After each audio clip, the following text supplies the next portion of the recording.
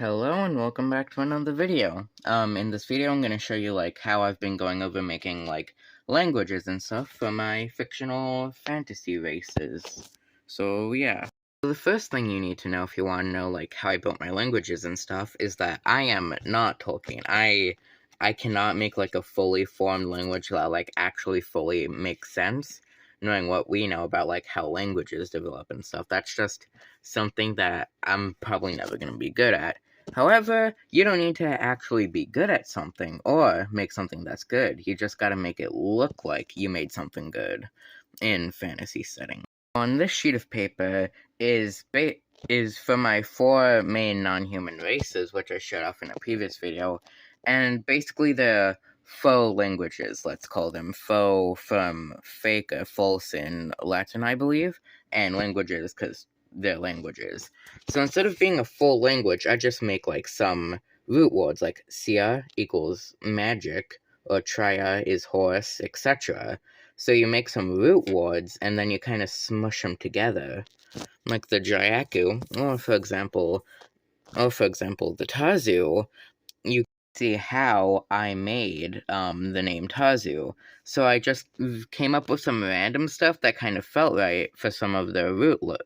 What's important right now is ter is life, and stew is strong. So I put those two together to get ter stew, and see I started with the ter stew. Then, if my camera will focus, I modified it to make it sound a bit better as the tersu. And then, of course, I decided on the name of the Tazu. This is a really good way with coming up with, names of stuff, especially, really old names. Like, the name Tazu in their language would have been a long time ago. So that means that it's normal that over a long amount of time, the names, slowly drifted. And you just want to kind of edit it a bit to make it sound better to your audience who's going to be reading it. Like the terstu, that's kind of weird sounding in English, but the tazu, I think that rolls off the tongue a lot better. So that's kind of how I developed the name for the tazu. And I think this is in general a pretty good system. Just take some of the root words for life and strong or soul or whatever else you want, and just kind of mash them together. And then you kind of edit the sounds a little to make it sound a bit more pleasant to your native language, the language they're going to be reading it in. Now, I don't want to waste your time by reading off every single root word and stuff for every language. So I'll just show you a quick overview to just give you a simple idea. And then you also want to see how languages develop between other languages. For example, like I said in a previous video, the Asoni and the Jayaku long ago were humans that were edited through magic, as opposed to completely different species from the beginning.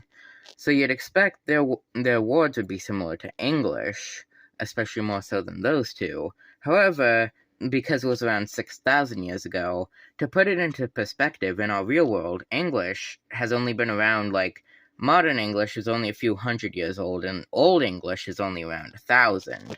So 6,000 years ago when they separated, especially these guys would have a very different language than them.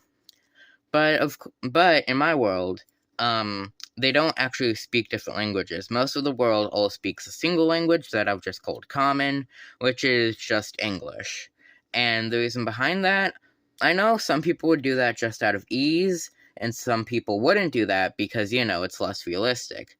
But I did it mainly because it's easier and also makes my world more connected, but I have figured out a way in story for it to work, but that's for another day.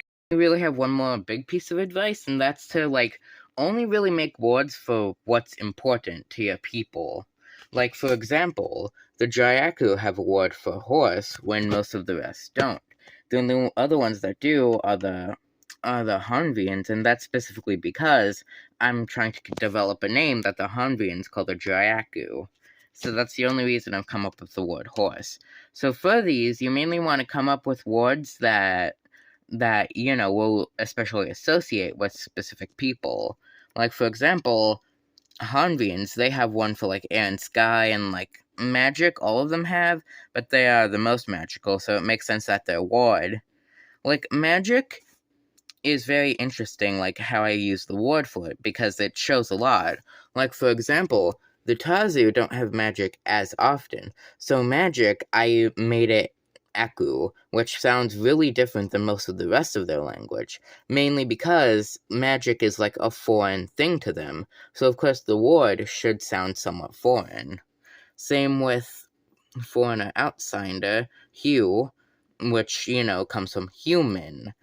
The humans were outsiders to them, so Hume is how they say outside or mysterious.